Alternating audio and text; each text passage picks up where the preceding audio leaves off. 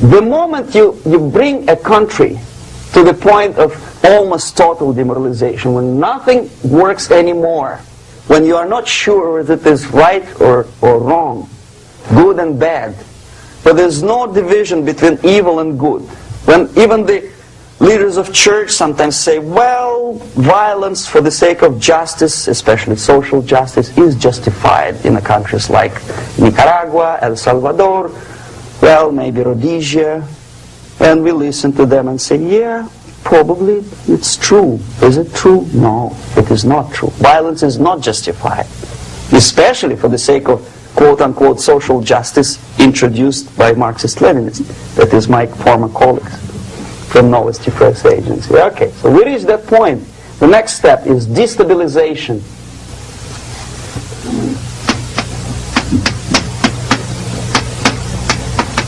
Again, this word says for itself what it is. To destabilize all the relations, all the accepted institutions and organizations in a country of your enemy. How you do it? You don't have to send a battalion of KGB agents to blow up bridges. No. You let them do it themselves. The area of application is, again, it's narrower now. Not like the previous case. The overt legitimate actions of the KGB in this case would be hardly noticeable. There is no crime if a professor who recently went to USSR introduces a course of Marxism-Leninism in a Californian college, for example. Nobody is going to come to his doorstep and say, okay, mister, come, you are under arrest. No, it's not a crime. It's not even considered a moral crime against your country. So the area of application here is narrowing down to economy, again labor relations, right? To law and order, plus military. And economy, law and order. Yes, and again the media, but wider scope, little bit different. I'll explain it later. Okay, basically 3 areas. Economy. The radicalization of bargaining process. If on that stage we still could achieve, theoretically, some positive compromise between the negotiating sides with say, the arbitrary introduction of arbitrary judges, a third side, objectively judging the demands of both sides. Here it's radicalization. On the stage of destabilization, we cannot come to compromise even within a family. The husband and wife couldn't figure out which is better. Husband wants his kids to eat at the table, and wife wants a child to roam around the room and drop food all over the floor. They cannot come to compromise unless they start a fight.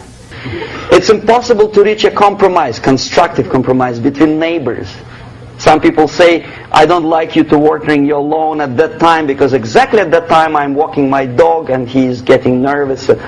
He cannot pass his bowels, you know. So they cannot compromise. They go to a civil court or something like that. Radicalization of human relations. No more compromise. Fight, fight, fight. The normal, traditionally accepted relations are destabilized. The relations between teachers and students in schools and colleges. Fight. The relations in economical sphere between laborers and employers are further radicalized. No more acceptance of the legitimacy of demands of workers. Unlike Japanese, with the theory Z, if you ever heard about it, where the workers are involved in the decision-making process, therefore they don't have moral incentive to fight their bosses. In the United States, it's just the opposite. The harder is the fight, the better. The more heroic they look. When the Greyhound network was on strike recently, the correspondents of local TV networks all over the United States were approaching the strikers, and they say, oh yes, we are doing something nice. They look like heroes and they were proud. There was some family that the husband was bus driver. Now they decided in a protest against the bosses to camp somewhere in the forest. And they were presented to the audience as a heroic, nice people. You see? The violent clashes between passengers, picketers, and the strikers are presented as something normal. 10, 15, 20 years ago, we would be angry. Say, why so much hatred? Today we are not. We say, well, it's commonplace. Radicalization, militarization sometimes.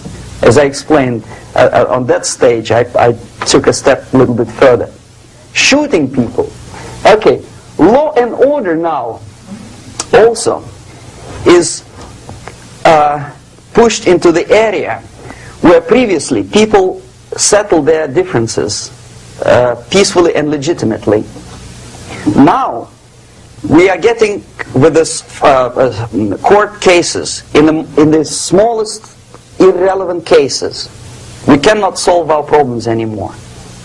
The society at large becomes more and more antagonistic between individuals, between groups of individuals, and the society at large. The media puts himself in the opposition to the society in general, at large. Separate, alienated. Okay? On that stage, you remember I was talking a couple of hours ago about the sleepers.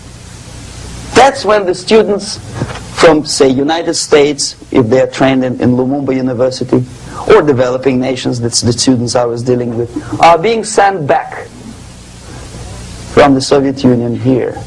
Or if they were already in the United States, in the country which is the object of subversion, they spring to action. The sleepers go up. They slept for 15 to 20 years. Now they become leaders of groups, preachers, I don't know, public figures. Prominently they actively include themselves in a political process. All of a sudden we see a homosexual. 15 years ago he did his dirty job and nobody cared. Now he makes it a political issue. He demands recognition, respect, human rights, and he rallies a large group of people. And there are violent clashes between him and police, his group and ordinary people. No matter what. It's black against white, yellows against green, doesn't matter where the division line goes. As long as this group come into antagonistic clash, sometimes militantly, sometimes with firearms, that is destabilization process.